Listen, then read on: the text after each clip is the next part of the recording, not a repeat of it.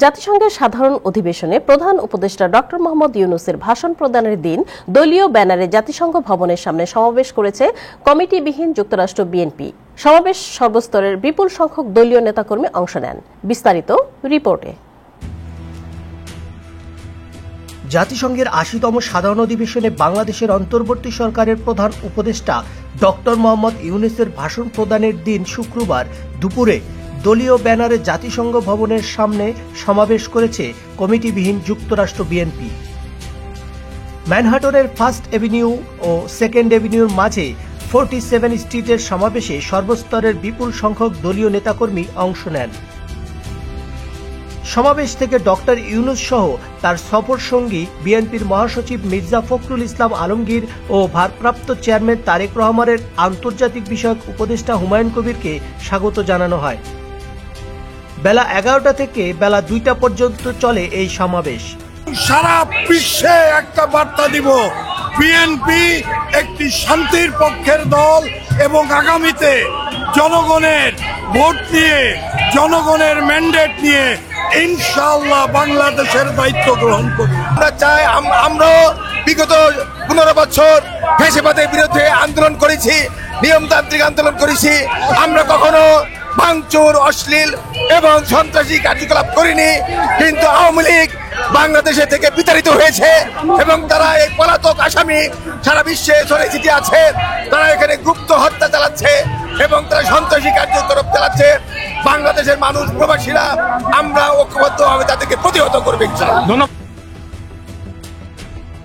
সমাবেশে বক্তারা বলেন, জেএফকে বিমানবন্দরের দলীয় মহাসচিব মির্জা ফখরুল ইসলাম আলমগীরকে অসম্মানিত করার তীব্র নিন্দা ও প্রতিবাদ জানানোর পাশাপাশি ঘটনার সাথে জড়িতদের দৃষ্টান্তমূলক শাস্তি দাবি করেন। এছাড়াও যুক্তরাষ্ট্র বিএনপির কমিটি গঠনের জন্য তারেক রহমানের দৃষ্টি আকর্ষণ এবং ফেব্রুয়ারিতে জাতীয় নির্বাচন অনুষ্ঠানের দাবি জানান। আমরা বিশ্বাস করি যে এই ঐক্যবদ্ধ সফরের মধ্য দিয়ে জুলাই বিপ্লবের পক্ষে শক্তির একটি ঐক্য আরো সুদৃঢ় হবে এবং সেই ঐক্যের ভিত্তিতে আগামী ফেব্রুয়ারিতে সবাই মিলে একটি সুন্দর ইলেকশন করবে, যে ইলেকশন বাংলাদেশের মানুষ গত 2 দশক বাংলাদেশের মানুষ অর্জন করতে পারেনি। যে নির্বাচন ফেব্রুয়ারিতে হবে, সেই নির্বাচন যাতে অবাধ, সুষ্ঠু এবং নিরপেক্ষ হয়, সেই জন্য আন্তর্জাতিক মহলের সাথে আলোচনা করেই যাতে নির্বাচন নিরপেক্ষ হয়, এটা একটা ব্যবস্থা করবেন। অবিলম্বে আশা করি আজকের আমাদের এই সমাবেশ থেকে আগামীতে আমাদের মনোনীয় মহাসচিবের দৃষ্টি আকর্ষণ করছি, ইনি আমাদের যুক্তরাষ্ট্র বিএনপি কমিটি দিবেন। আমরা সুষ্ঠু নির্বাচন চাই।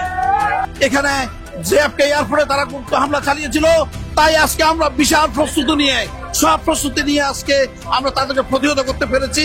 ওনার কাছে আমাদের আকুল আবেদন থাকবে, আমরা একটি বাংলাদেশে অবাধ, সুষ্ঠু, নিরপেক্ষ নির্বাচন চাই। বাংলাদেশে একটা সুষ্ঠু নির্বাচনের মাধ্যমে সরকার গঠন হোক। তার মাধ্যমে আমি আশা করি আমার নেতা তারেক রহমান সাহেব ইনশাআল্লাহ আমরা দল করে সরকার গঠন করব। সমাবেশে উল্লেখযোগ্য নেতৃবৃন্দের মধ্যে কেন্দ্রীয় বিএনপির আন্তর্জাতিক বিষয়ক সম্পাদক আনোয়ার হোসেন খোকন, জাতীয় নির্বাহী কমিটির সদস্য আব্দুল লতিফ সম্রাট, গিয়াস আহমেদ ও জিল্লুর রহমান জিল্লু, কেন্দ্রীয় জাসাস নেতা চিত্রনায়ক হেলাল খান সহ আলহাজ সোলাইমান ভুইয়া, শামসুল ইসলাম মজনু, নিয়াজ আহমেদ জুয়েল, এমদাদুল হক কামাল, মোস্তফা কামাল পাশা, আনোয়ার হোসেন, বাবর উদ্দিন, হেলাল উদ্দিন, আখতার হোসেন বাদল, কাজী আজম, ফিরোজ আহমেদ ও গিয়াস উদ্দিন, জাকির চৌধুরী, আবু সাইদ আহমদ, দিনাজ খান প্রমুখ উপস্থিত ছিলেন। বিএনপির সমাবেশে হঠাৎ করে আওয়ামী লীগের এক কর্মী ডক্টর ইউনূসের ছবি সংবলিত একটি পোস্টার ডাস্টবিন নিয়ে প্রবেশ করলে সেখানে হাতাহাতির সৃষ্টি হলে পুলিশ এসে বিশৃঙ্খলাকারীদের সরিয়ে দেয়। এসকে সোহাগ, টাইম টেলিভিশন, নিউ ইয়র্ক।